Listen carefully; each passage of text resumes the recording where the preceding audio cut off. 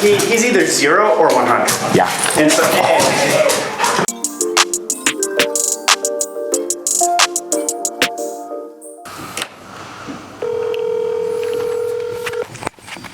You have a dog you're looking for a little bit of training help for? Yes, Perry is 6 years old, and we got him. We adopted for them secondhand mutts before, and I think he's been with them for a while. And I don't know if it's because of some of his behavioral issues, but I have fallen in love with him. But my poor husband says he definitely needs some training in order for us to keep him. Sure. Okay. It looks like some separation anxiety issues. Looks like a little leash reactivity, and I think I see here that his Mutt Hut has unfortunately told him he can't come to daycare. Well, I mean, they definitely think he, at least we had him there for a couple, like maybe an hour and a half before they called me, and they said, he's not aggressive, because we weren't sure if he was aggressive based on his leash reactivity, and I was kind of nervous, just like open him up to tap the dogs. Yeah. Extreme. But, yeah. It's not so much about which one that he needs, and we need to assess where he's at and stuff like that. They're really just two different ways to cut the cake. And the biggest thing you need to ask yourself is, realistically, how much time can you commit to the training process, right? So with one-on-one classes, obviously your success is going to be extremely dependent on, how consistent you are with working with the dog in between those classes. With the board and train program, obviously it requires follow-up support, once you finish the program and you have to maintain everything and stuff. But the initial training and stuff is going to get done regardless, right? The dog is going to learn all of the skills it needs to know, and then it's just a matter of if you guys use it or not,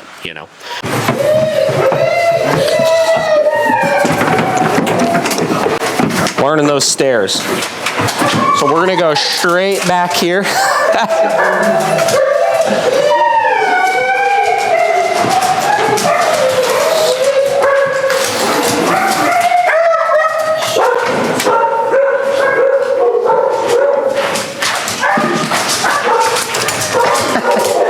On ice skates. How are you? Pretty good. How are you doing? Good. So who we got here? This is Albert. What's going on with Albert? I adopted him back in September. And let's see. He's about a year old, and he started developing leash reactivity towards other animals. Sure. He's usually okay with people. He just wants to jump up. But I wanted to work on the leash reactivity, and he pulls with his leash. Let's see. And then there was a bunch of other stuff. What is it? Looks like just probably a big mix of impulse control related stuff. Yeah, he's either 0 or 100. Yeah. And so, Albert. I'm going to have you just hold his leash a little bit shorter right now, just until we get started with things. Yeah, he's either 0 or 100, and I'd like him to be more calm around new experiences, new people, new places, new... Okay. And he's met my nieces and nephews. He's really good with them. And I feel like part of it might also be I have a hesitancy towards him approaching other dogs, and that's probably transferring into through the leash or something. Yeah, for sure. But when I took him home to meet family, he was fine, and I was fine, and everything was chill. But okay, cool.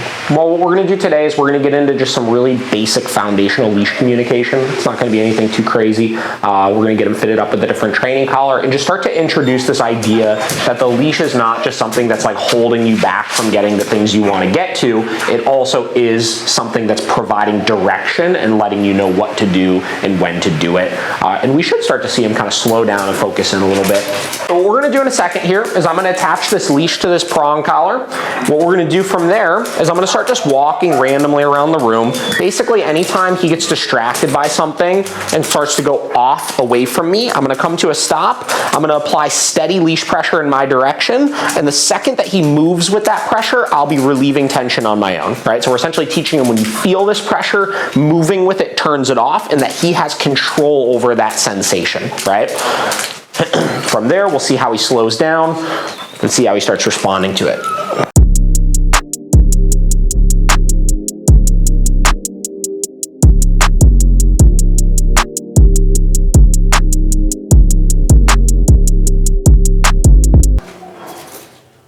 again, keep in mind, none of this is intended to be super real world distraction or anything. We're teaching the foundations so we could proof around the distractions later. So, okay, last thing we're gonna do here is we're gonna do the doorways. So same deal, you're gonna come up, open that door, leash pressure the sit. Once he's stable, tell him okay and walk him through.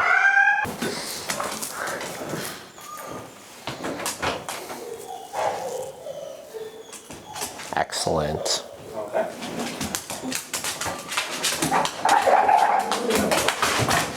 Excellent. Now, reiterating here, we're not looking for perfection right now. What I'm looking to see here is that you have confidence in starting to work through some of these things, which that was great. Again, we had some lunging and stuff like that. You were able to get him back under control, get him focused back in, and move through the situation. And then past that, after he has like a episode like that, we'll call it, whatever, I want you to be confident going right back into that situation to work through it and cause it to be successful then. So let's try one more here. All right. Okay.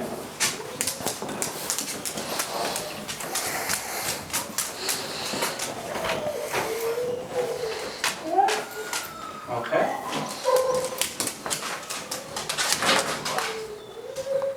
There we go. Get that sit. Perfect. Okay. That's what I wanted to see right there. Again, not perfect, but better than the one before. So, looks great. You can let him hang out. Go ahead and drop his leash. Let him chill out here. Looks good. I mean, again, like you could tell he's a little bit of a handful with some of this kind of stuff. Yeah. But it's by no means anything we haven't seen before, you know? And once we start getting in a position to actually start correcting for some of these different behaviors, I think he's gonna focus in really nicely, just given the fact that we were able to get his attention off of those things without a whole ton of resistance.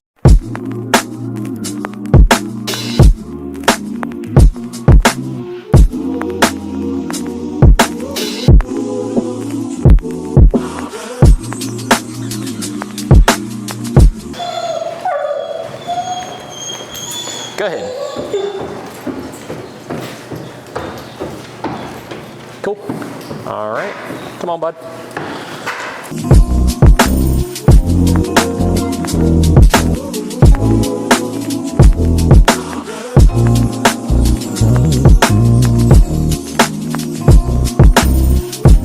All right, so Hank, what was it, maybe 2 weeks ago, something like that, came in for daycare. A really freaking dog, reactive Rottweiler. Again, we had some before clips. I'm sure we could throw a before clip back in again here just so you guys can see for those of you who haven't seen it. We started incorporating like the bonker for working through some of the reactivity and then some positive reinforcement when he does it well. And in the last 2 weeks, we've seen just like a complete 180 night and day difference in his behavior. Obviously, as you saw inside, as you saw out here, literally zero reactivity. Little hesitant still, which is why we're using a lot of positive reinforcement now to build him back up, but we've stopped ultimately the reactive behavior that we were experiencing out of him, and we're finding a lot of success from it. And this just goes to show again what balanced training is. Balanced training is leveraging both sides of the spectrum and essentially correcting or inhibiting behaviors we don't like and reinforcing behaviors that we do like. And that is the magic / not so magic formula of how we go about solving behavioral issues with dogs, right? So it's been really cool. We're gonna do one more dog here. I mean, we haven't even needed to give a single correction today. He's just on it. He looks great, so I'm pleased.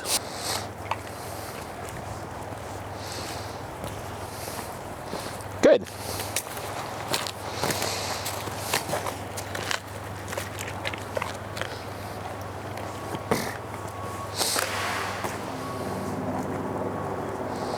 Now, another thing I was looking to see today was, you know, sometimes when we get like a massive headway with dogs, when we go to work on it a secondary time, you could have a little bit of a setback and it's like kind of you restart again from beginning here. Good. And I wanted to see with him, when we went to take him out after 2 weeks, if we had that setback or if ultimately he learned from that initial behavior and worked through it, and that's exactly what we're seeing here right now, which again is another really big positive sign. Come. Cool. So we'll take him back in here. Come.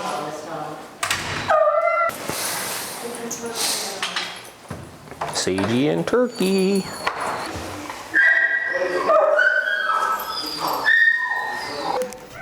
You know, I was gonna tell a joke, but I don't know. What is brown and sticky? A stick. A stick. It's my favorite.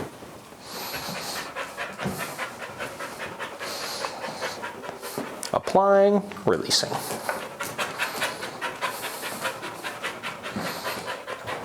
And at this point, because she is pretty focused in, really the only distraction we're gonna have is probably moving away from you. Applying, releasing. And we're actually gonna turn down even a little bit. We'll go down to a 4 here. And again, this is out of 100, so very low. Applying, releasing. Keep in mind, tail wagging is not necessarily a sign of happy or this or that. Tail wagging is just arousal. So it just means she's stimulated. Well, that's true. So, you know, it's normal that early on, especially as we're introducing new tools, there's a little bit of stress associated with that. So, applying, releasing.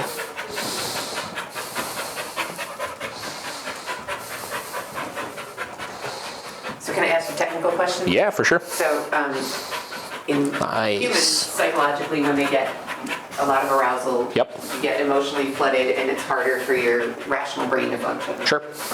Do dogs have a similar thing? It almost looks opposite. Like when they get that arousal, they get more focused. It depends, you know, it depends. It just depends on how well they're able to channel it, right? So, you know, there are some dogs that, yeah, when they're really stimulated, like you just got to break through that stimulation first before any learning really takes place, you know? And also you got to look at what are they actually learning in that moment, right? So if a dog was really, really stimulated or really, really aroused, and I was trying to teach them something very complex, like a retrieve or whatever, changing some sort of really precise position or something like that, that would be just a shit show, right? No matter how much motivation I have in that moment, if they're that aroused, they're not going to be able to make the minor adjustments that they need to be able to make. You know what I mean? But in the case of this, where we're simply teaching moving in a certain direction or another, which is a very kind of loose general thing that's fairly simple for them to be successful with, whether they're really aroused or really chill, it's going to be much more easy for them to kind of comply with, right?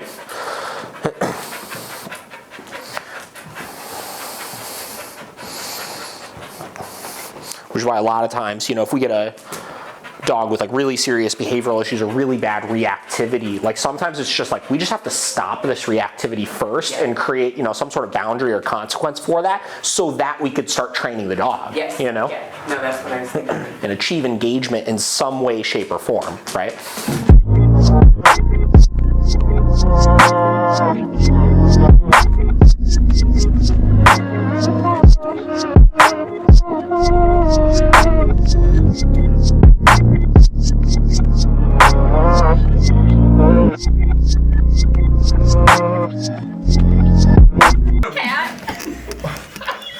Don't make me laugh. And like, you know, you ever seen those like those videos like from Jurassic Park where the raptor's mouth is like this, right?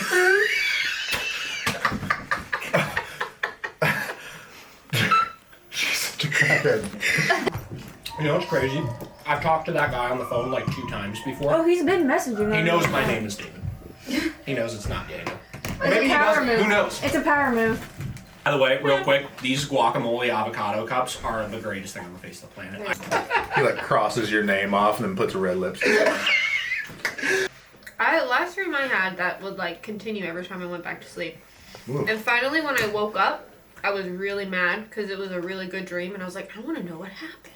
All of my dreams are just like absolute agony This- and like I'm like suffering all of like the 7 layers of hell or something like Most that. like literally left Barney behind with my husband, so clearly I have no emotional connection. You get clamato, which is basically a mix of tomato juice and clam juice.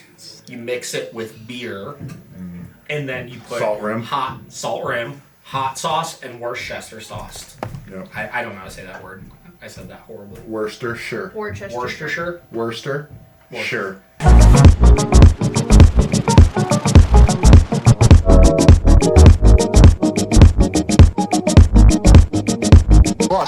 Because I'm really fighting my parents on this, but what I want when I die, I don't care what you guys do for a funeral. It should be like a party and all that. But No, let's just break it. but I want to tie enough balloons to me. And at least enough to get me like 50 or 100 feet off the ground and just float me over the city. That's my husband's Over the worst city. fear. put you in a little ship, just sail you out, and then just like get like one of those fire bow and arrows and just like. You know what might look like? I'll float away too far for anybody to be able to light it, and they'll just be like, yeah. I'll shoot like 2 or 3 and I'll miss, and then I'll be like, well, yeah, he'll get the message. Paige, can I say something? All right, so 2 fighting guys here. We've been testing them in all sorts of different ways, different trigger points, this, that, other dogs, petting, whatever. We're trying to push the boundaries and see where they're at with things. Yesterday, Michelle and Bridget took the muzzles off. They played with each other. It was freaking sweet. I was in a lesson, so I didn't get to see it. I was really upset about that. So we're gonna do it again here today, and we're gonna see what we get. They've been pretty good with each other. We're still, at this point, starting on muzzle. First couple minutes, let them together. Make sure there's not gonna be a problem right off the rip when they come flying into the room or anything. From there, we take it off, and we kind of let them do their thing.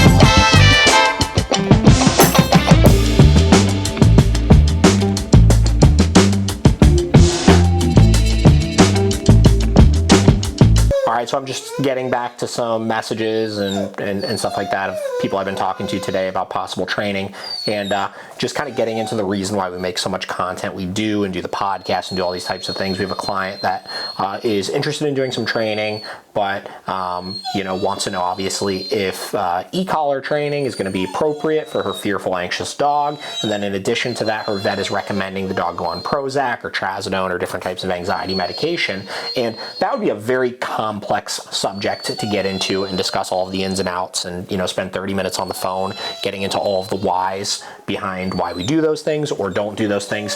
And we have tons and tons of videos on our YouTube channel, like right here, literally. Using an e-collar with a fearful dog.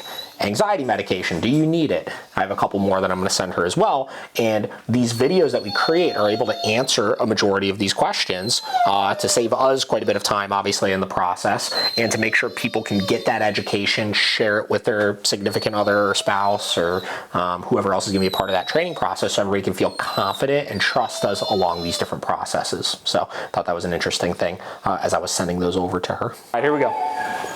I got Lucy's food, Lucy's remote, Daisy's food, Daisy's remote,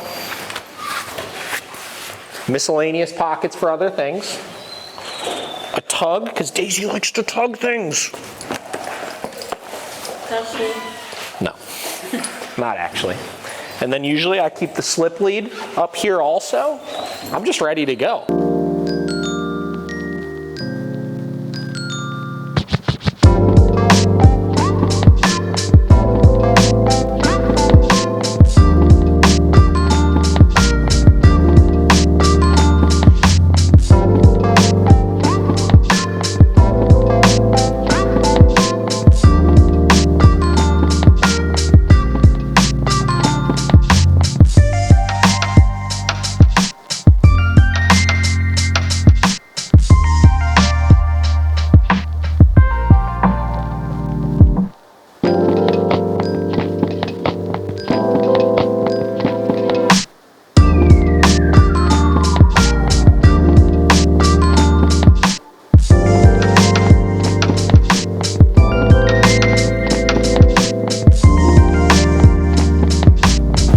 Okay, come on. Oh, pretty good. Down. Good.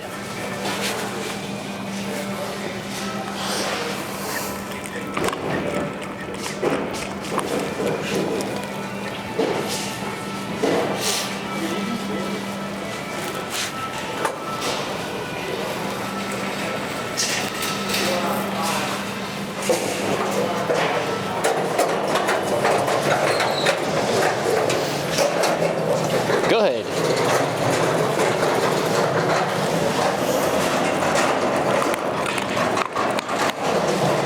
Okay. remember how trash her duration was? Like, like a week and a half ago. Down. Impressive. Good.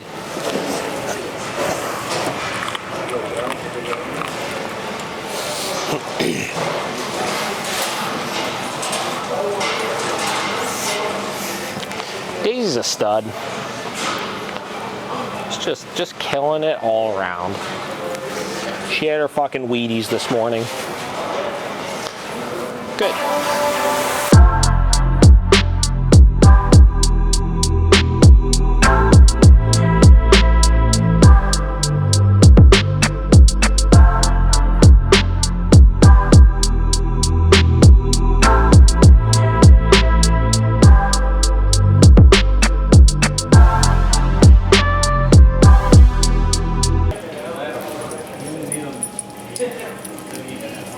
Good.